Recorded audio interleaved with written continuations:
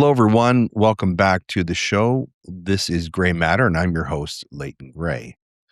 Well, as you know, over the past series of commentaries, we've been looking at different topics, one of which is the degradation and attack upon Western culture. So today's commentary deals specifically with this question, why it's happening, how it's happening, and what we can do about it. It's called Systematic Destruction, the Death Spiral of Western Civilization. We begin with a quotation from 2 Corinthians chapter 3, verse 17, which reads, "For the Lord is the Spirit, and wherever the Spirit of the Lord is, there is freedom." What we are witnessing today is not merely a period of political turbulence or social transition. It is the systematic, deliberate destruction of Western civilization. And this is not hyperbolic, nor is it paranoid. The evidence surrounds us. It is embedded in the policies, media narratives, and institutional behaviors that have become normalized over the past several decades. The West is being dismantled from within and from without. Its foundational principles are being inverted. Its populations are being demoralized. Its children are being exploited. Its history and future are being deliberately erased. The ideology of freedom is the belief that each individual possesses an inherent birthright to autonomy, to self-determination, and to personal sovereignty. But that concept is anathema to those seeking absolute control over us.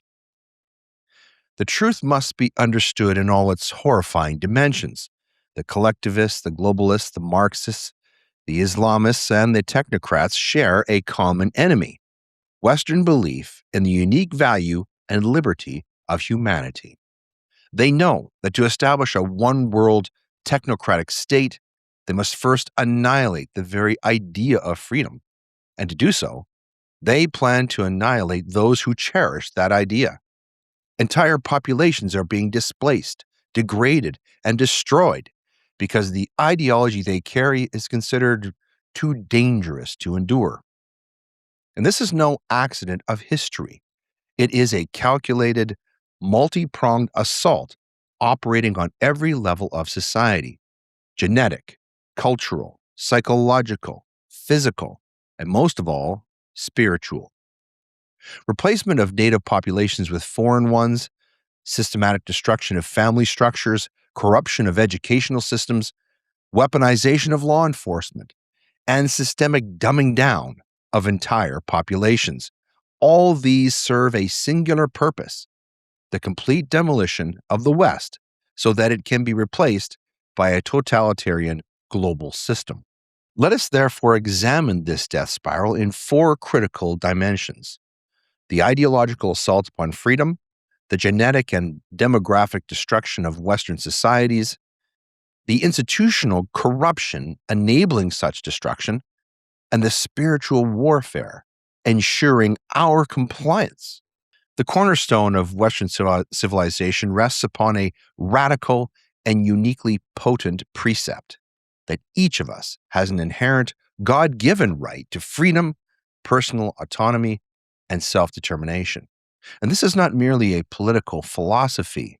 It is a metaphysical conviction, a belief that we are made in the image of God, and so our lives are sacred, that sovereignty over our own lives is inviolable, and that no earthly power has absolute dominion over us. This ideology, forged over millennia of contemplation, of struggle, and sacrifice, is the prime target of those seeking to establish global domination. The collectivist forces arrayed against the West understand that so long as this idea survives, realization of their totalitarian dream is impossible. They have therefore waged a relentless war against the ideology itself. They seek to discredit it. They seek to invert its meaning. They seek to expunge it from all human conscience and memory. The Western ideology of freedom is the fruit of Christendom. It thus carries with it a corresponding moral framework that is totally repulsive to the forces of global control. This framework begins with the supremacy of God, the rule of law, and the Lord's second commandment to love our neighbor. It can be distilled practically into three simple practices: harm no one, harm no one's property, and honor your word. These pillars of ethical conduct are the practical expression of individual sovereignty in civil society. They engender conditions conducive to peaceful coexistence, voluntary exchange, and genuine community. They are what produces a trust based society. These principles are, however, quite opposed to the Marxist, technocratic, one world government that the global tyrants desire. A state which harms us, seizes our property, and lies to us cannot permit a freedom framework to exist. It must instead pervert every value, corrupt every principle, and replace the good with its satanic opposite. Remember that the word Satan literally means opposer. Weaponization of religion represents one of the most insidious aspects of this ideological assault. Globalists have long understood that the power of religious obedience is great, and so they have systematically co opted religious institutions to serve their own evil ends. The misuse of Romans chapter 13, a passage speaking to obedience to lawful government, has been twisted to justify submission to tyranny. Religious leaders who should defend the flock have instead become state agents, using scripture to stamp out rebellion and to enforce compliance. This invasion of spiritual truth is part of a broader pattern in which everything good is corrupted and everything corrupt is elevated. Transgender vilification of traditional gender and family roles is one such example. The doctrine of the lesser magistrates, which provides a biblical framework for righteous resistance to tyranny, is suppressed and ignored. The examples throughout Scripture of godly people peacefully disobeying unjust authority are airbrushed from the accepted narrative. The result is a population that has been spiritually neutered, taught that obedience, even of evil, is a virtue, and that resistance of state authority is in and of itself sinful. The Trump administration takes the threat to religious liberty so seriously that it commissioned a 300-page study on the subject, which was released earlier this year. The Religious Liberty Commission report was established by executive order to assess the state of religious liberty in the United States, to identify threats, and to recommend strategies to preserve and enhance protections. Its key findings include that religious liberty is central to American identity and democracy, benefiting individuals and society through civic virtue, through charity, through strong families, and through community bonds. The report also identifies serious threats and challenges to religious liberty, including parental rights being undermined in education and healthcare decisions, service members facing obstacles to religious accommodation, healthcare professionals pressured to act against conscience, rising anti Semitism and attacks on houses of worship, and private sector hostility toward religious expression and workplace discrimination. The Commission concluded that religious liberty is the beating heart of the American Republic and must be actively protected and celebrated. The same can really be said for all Western nations where Christianity remains under relentless attack. The globalist enemies of freedom understand that ideas have consequences, and that the most dangerous idea is the belief that we have the God-given right to resist tyrannical governance. And this is why the assault on Western culture is so comprehensive and so relentless. It is not enough to just control government, the media, or the economy. They must also control the very consciousness of the people. They must make us doubt the reality of freedom, to question validity of our own perceptions, and to accept inversion of good and evil as normative. When we are told that protecting our children is racist, that defending our community is hateful, that speaking the truth is dangerous, then we experience deliberate inversion of the Western moral framework. Every institution, from the church to the school to the military to the media, has been weaponized to advance this inversion. So the battle for the soul of the West is essentially a war of ideas, which, as we know, are mightier than weapons. Jesus Christ proved this, and this is why the ideological assault is the main front in the war on Western civilization. The physical destruction of Western culture is merely a means to an end. The ultimate prize is destruction of the very idea of liberty itself. The globalists know that if they can kill the idea, then the people will soon follow. They understand how people can be convinced that freedom is dangerous, that individuality is selfish, and that blind obedience is virtue. This is the dark genius of the ideological assault upon Christendom. It makes us complicit in our own enslavement. We are convinced that chains are for our own protection, that the cage is our home, and that those who resist are the truly dangerous ones.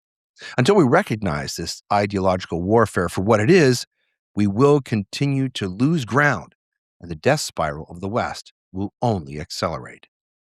Systematic replacement of Western populations is perhaps the most obvious dimension to the death spiral. And this is not mere abstraction, but a concrete demographic reality unfolding in real time across every Western nation.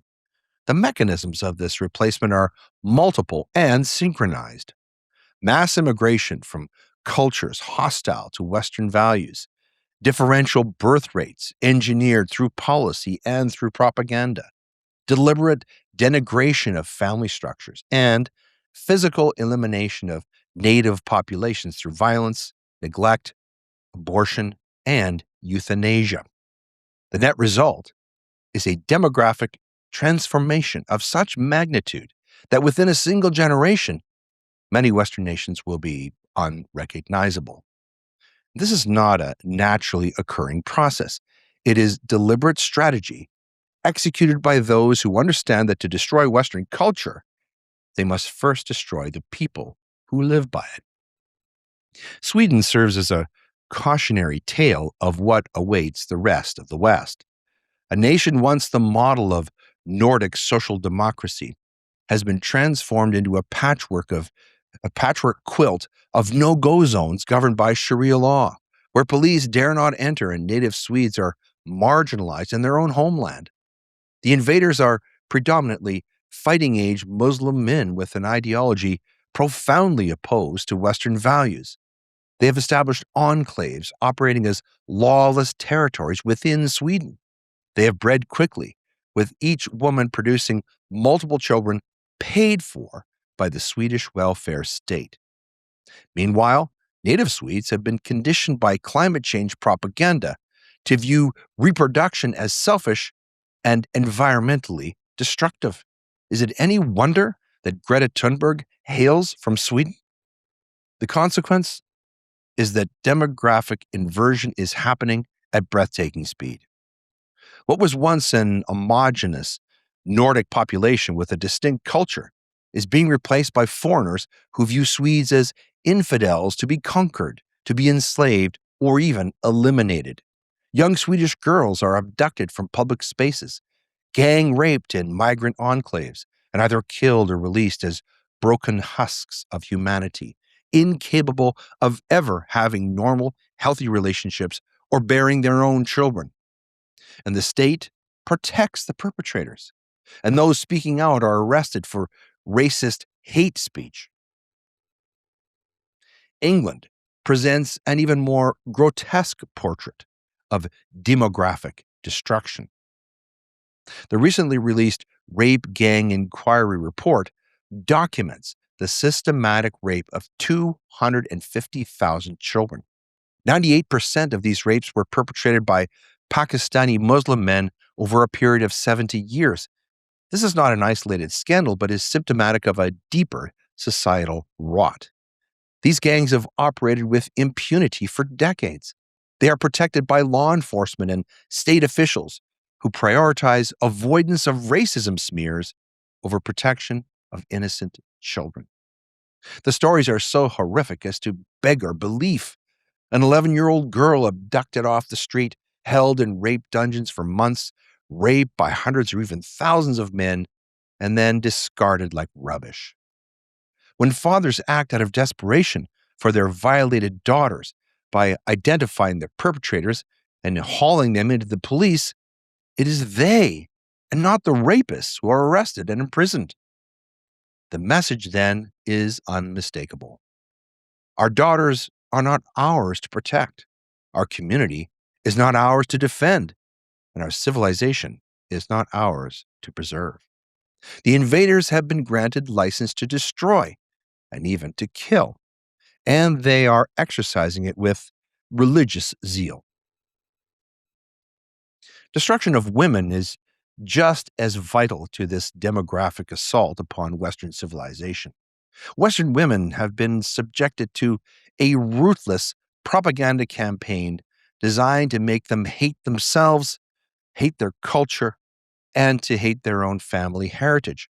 They are indoctrinated from a young age to think traditional roles oppressive, that their bodies are public property, and that the only path to validation is through sexual liberation and self destruction. The sexual revolution, deceitfully sold as women's liberation, has instead functioned as a mass suicide program. Women who were told to embrace their freedom have been encouraged to destroy their natural capacity for intimacy, to bond with no one, and to become incapable of forming stable relationships or raising children. The result are generations of women who are psychologically and spiritually shattered, physically damaged, and emotionally barren. They cannot bond with a partner, commit to raising a family, or reproduce successfully. The globalists know that if they can destroy women, then there will be no one to mother new generations. It is basically the plot of a classic 1984 James Cameron sci-fi movie starring Arnold Schwarzenegger as the Terminator. The specific targeting of Caucasians reveals the racial dimension of this demographic assault. Throughout history, it has been Caucasian peoples like the Scots and Irish, English, Germans, and Scandinavians who have repeatedly challenged global tyranny and cast off the shackles of oppression. Whites now comprise only about 13% of the world's population at any given time and are statistically the least race conscious of any demographic. Less than 11% of Americans see their race as being highly important to their identity, compared with 76% of Blacks who report that race is a defining feature of their individuality. Whites are also far less likely than Blacks to commit race-based violence. And despite all of this, whites are seen as uniquely dangerous to the so-called elites who seek to rule us. Whites are being targeted for destruction in every conceivable way through mass immigration of hostile foreign populations, through economic marginalization, through propaganda teaching whites to hate themselves, through sexual degradation of white women, and through physical violence and intimidation of white men. The Irish, for instance, have been subjected to systematic destruction for a millennium, including slavery, and yet they continue to resist. This spirit must be finally broken by the globalists, and so they are employing every tool at their disposal to accomplish this objective. The demolition of the West is not being carried out by external enemies alone. It requires active collaboration of internal actors who have seized control of the institutions entrusted to protect us from state oppression. Intelligence agencies, law enforcement, the judiciary, academia, the educational system, and the mass media have all been systematically corrupted to serve this globalist agenda. This is no longer a conspiracy theory. It is a documented reality, confirmed by the behavior of such institutions over decades. Those occupying positions of power within these institutions do not serve the public interest anymore. They serve only an agenda fundamentally hostile to Western civilization. Understanding this institutional corruption is essential to grasping why the death spiral continues despite the obvious harm it is causing. The intelligence agencies of the West, the CIA, MI6, MI5, CSIS, and their counterparts in Australia and New Zealand all operate as a supranational network superseding any domestic government.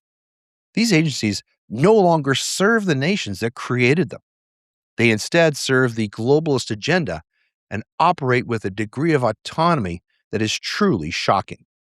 Consider for a moment the now widely accepted view that the CIA was involved in the assassination of John F. Kennedy in 1963.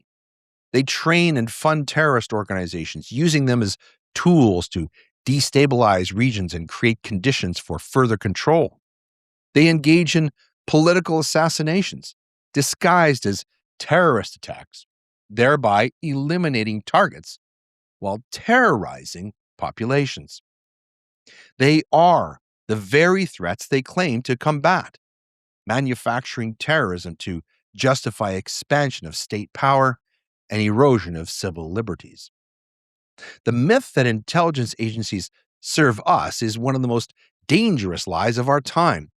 They are instead the vanguard of the globalist assault upon freedom, operating in the shadows to destroy everything that Western civilization has built. Law enforcement and judicial systems have also been corrupted. They often serve not justice, but the agenda of state control. The systemic failure to prosecute Muslim rape gangs in England is deliberate policy, implemented at the highest levels of government and enforced via the threat of prosecution for whistleblowers or even those just questioning it on social media. When former Prime Minister Keir Starmer, then Minister of Justice, covered up the rape gang scandal, he was executing state policy. The police who refused to investigate these crimes, the prosecutors like Starmer who declined to press charges, and the judges who released perpetrators, they were all following orders, carrying out a program designed to destroy the social fabric and to protect the invaders. The message to the British people is clear. The institutions that should protect them are their enemies. They will not help you. They will not defend you. They will punish you if you try to defend yourself. This systematic betrayal of trust is a highly effective weapon, carefully designed to produce despair and passive compliance. Education systems have also been weaponized as instruments of mass ignorance and of cultural destruction. Across the West, children are being indoctrinated to not think critically and to blindly accept propaganda as truth. They are taught to hate their own history, to reject their own culture, and to despise their own heritage. Curricula are designed to produce graduates who are functionally illiterate, historically ignorant, and morally confused. Literature students at Oxford no longer study Shakespeare because some parts of the Bard's classic plays present culturally inappropriate themes. These timeless works are replaced with propagandist material that is often morally degrading. Music students at Cambridge no longer learn notation because it is considered racist. Even mathematics and hard sciences are downgraded in favor of ideological indoctrination. The result is a population incapable of recognizing, let alone defending, the assault on our own civilization. Conversely, private schools attended by children of the elites are, of course, taught an entirely different curriculum. They are trained to become future managers of the globalist system. The stratification of education into an elite track for the ruling class and a dumbed down one for the ruled is both intentional and essential to maintenance of control. The mass media also serves as the propaganda arm of globalism by controlling the narrative and shaping our perceptions. Every major news outlet is owned by the state or by an oligarchy of corporations whose interests are aligned with the globalist agenda. News is carefully curated to produce maximum confusion, division, and fear, while suppressing any information liable to awaken us to the reality of our situation. COVID-19 reporting is a perfect example of this type of reporting. The rape gang scandal in England was suppressed for decades, with journalists who tried to report on it fired or marginalized.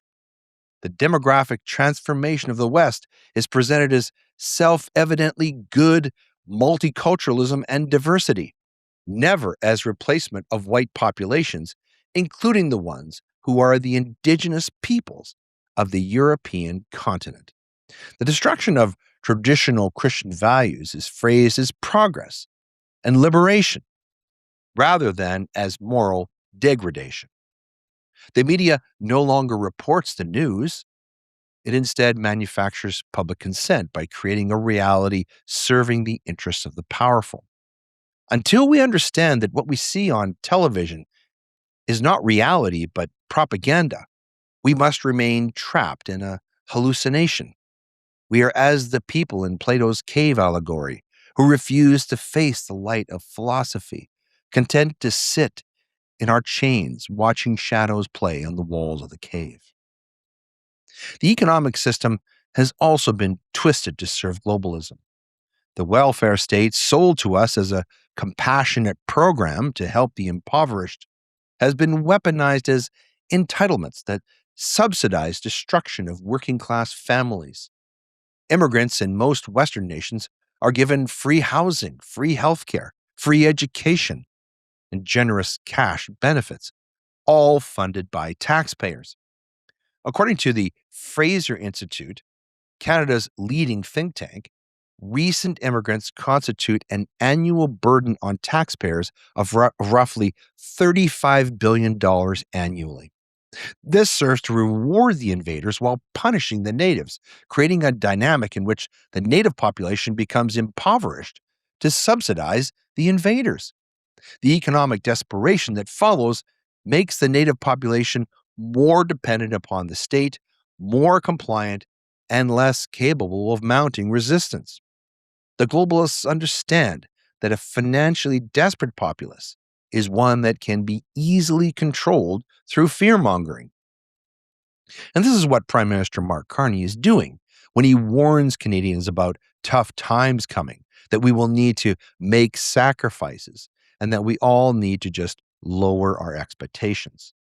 The debt based fiat monetary system ensures that economic desperation is the permanent condition for the masses, while the elites accumulate ever greater wealth and power. The final and most crucial piece to this death spiral is the spiritual destruction of the Western soul. The physical destruction of populations and corruption of institutions would be insufficient if we retained our spiritual strength, our sense of identity, and the will to resist. The globalists have therefore waged a relentless campaign of spiritual warfare designed to break the will of Westerners, to destroy our sense of self-worth, and to make us complicit in our own demise. This campaign operates through multiple channels, from the education system to the media to popular culture, and it has been remarkably successful. The Western mind and soul have been so thoroughly colonized by alien ideas that many of us no longer even realize that we are under constant attack. We've been largely convinced that our destruction of our civilization is the price of progress, that erosion of our God given freedoms is security, and that the loss of our cultural identity is enlightenment. Weaponization of shame is one of the deftest tools of spiritual warfare. Westerners, particularly whites, have been subjected to a calculated campaign to make them ashamed of their history, of their heritage, and of their very existence. Taught that their ancestors were evil and that their culture is racist and oppressive and that their success is illegitimate. This shame is internalized, producing a population lacking confidence, lacking dignity, or the will to defend itself. This is demoralization. When we believe that we are inherently evil, we will not resist those who claim to be our moral superiors. We will not defend our communities from those who claim to be its victims. We will apologize for our own existence and see our displacement as justice. This is the great triumph of globalism, to make the West hate itself so much that we are willing to surrender everything, even our very lives. In Canada, for example, over 100,000 people in the past decade have killed themselves through state-assisted suicide, and 96% of them were white. Destruction of identity is yet another crucial dimension to this spiritual warfare. People who do not know who they are cannot defend themselves. The globalists have thus systematically attacked every source of identity for Western people. National identity is replaced with global citizenship. Religious identity is replaced by secular humanism. Ethnic diversity is replaced with individualism. Every source of belonging, of collective strength, has been undermined and attacked. The destruction of identity thereby prevents resistance, which requires a sense of who we are and what is worth fighting for. The assault upon masculinity is another key component of this spiritual attack. Western men have been exposed to a relentless campaign designed to shame and marginalize us. Masculinity is described as toxic, male leadership oppressive, and male strength is dangerous. The traditional roles of protector and provider are denigrated, while effeminacy and passivity are celebrated. Young men are told that their natural instincts are problematic, that their ambition is aggression, and that their sexuality is predatory. The result is generations of men confused, ashamed, and emasculated. They do not know how to be proper men, let alone how to defend their families and communities. A society of weak men is one that cannot resist tyranny. When the men who should be the protectors of women and children are themselves broken, the entire population is left defenseless. When women are broken, men have nothing left worth fighting for, and so there is no future to be realized at all. Fragmentation of society through manufactured division is another aspect of this spiritual attack upon the West. Globalists have created artificial camps based on race, on gender, on class, and ideology, which prevent us from uniting against our common enemy, who is hiding in plain sight. We are groomed to see each other as enemies rather than as neighbors, to despise those who are different, and to vent our anger upon our neighbors. This is the classic divide and conquer strategy, refined to high art. We are kept fighting amongst ourselves while our civilization burns around us. The left hates the right hates the left. Races hate each other, the genders hate each other. Muslims hate Israel and the Jews. Every possible division is exploited to prevent formation of a unified resistance to global tyranny. If we fight each other, we cannot fight them. That is the point. It is, however, the assault upon truth, which is the most serious dimension to this spiritual attack upon Christendom. Those who cannot distinguish truth from lies cannot resist evil. This is why the news is filled with disinformation, the education system with propaganda, and the media with lies. The truth is suppressed, it's inverted, and even ridiculed. Those who dare speak the truth publicly are censored, marginalized, and even criminalized. We have lost our grip on reality. We can no longer trust our own perceptions. We believe everything we are told. Objective truth has been supplanted by narrative, fact by opinion, and reality by fantasy. In a world where nothing is certain, no temptation can possibly be resisted. There is no rock, no foundation. We are trapped in a hall of mirrors, unable to find the exit. The globalists have fashioned a reality in which destruction of the West is invisible because the truth about it cannot be spoken, and so it cannot be resisted. The demise of Western civilization is not a prediction or a prophecy.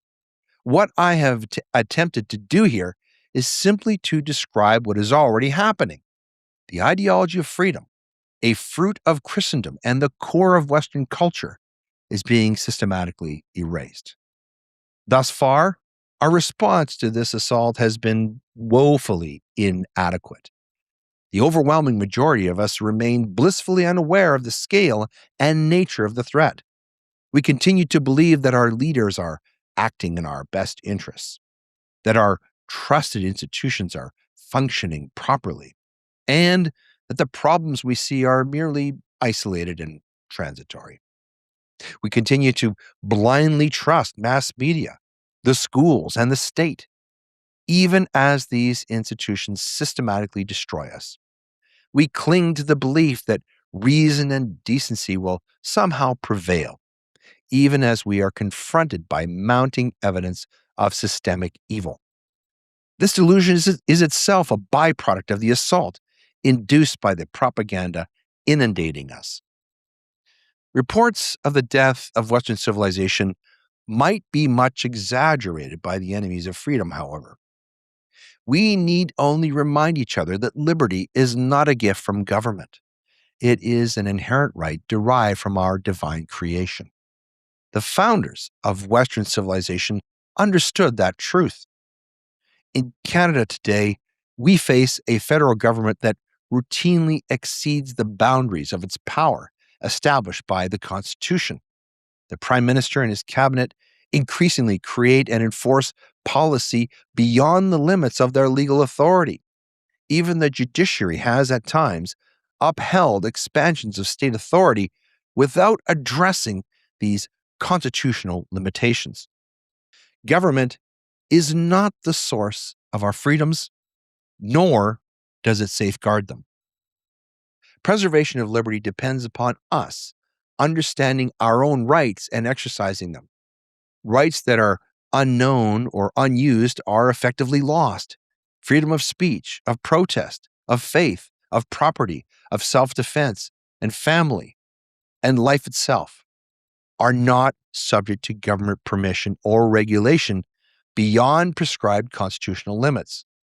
Liberty is preserved not through compliance born of fear, but through informed and deliberate action. The sacrifices of those who secured our freedom demand much more than our comfort and our complacency. They require faith, responsibility, vigilance, and resolve. Standing up for our rights may be labeled extreme by those benefiting from unbridled power, but the defense of liberty has always demanded courage. We must therefore reaffirm our commitment to preserve truth, to restore the integrity of constitutional government, to protect our inherent rights, and most of all, to ensure that liberty and all the great legacy of Western civilization is passed on intact to future generations. If we live up to this sacred duty, then God will bless the West as never before. We close with a quotation from 2 Chronicles chapter 7, verse 14, which reads, "If my people, which are called by my name, shall humble themselves and pray and seek my face and turn from their wicked ways, then will I hear from heaven and will forgive their sin and will heal their land." Hungry for truth beyond the television? Well, extend the conversation with Grey Matter online. Grey Matter's insights continue in your inbox. Subscribe to our Substack newsletter where we dive deeper into the spiritual battles facing Canadian families today. Equip yourself to stand firm in your faith and lead with godly wisdom. Join our growing community of truth seekers at substack.com/graymatternewsletter. Subscribe today and never miss the Canadian perspective on what matters most. If you value the conversations we have here every week on Grey Matter, then you know the cultural and legal battles we're facing aren't just political, they're spiritual, and they're fighting the very foundations of Western civilization. If you're ready for an uncompromising, legally precise defense of our civil liberties, our traditional values, and the rule of law, Leighton's new book, Trials, Tribulations, and Truth, was written for you. Join the defense. Grab your copy of Trials, Tribulations, and Truth on Amazon right now by clicking the link in the show notes, or go to thegraymatterpodcast.com. The battle has always been over people and ideas, but they're just the targets. The real enemies are spiritual principalities and powers. Grey Matter's purpose is to reach out with the voice of Christian truth to men between 18 and 44. We believe that these sons and fathers are Christ's inheritance. Join us financially and help us to speak so Canadians hear truth that sets men free and brings families to Jesus. Contact us by email at graymatterconnect@gmail.com or mail us at Post Office Box 2436, Fort Macleod, Alberta, postal code T0L0Z0. Thank you for your support.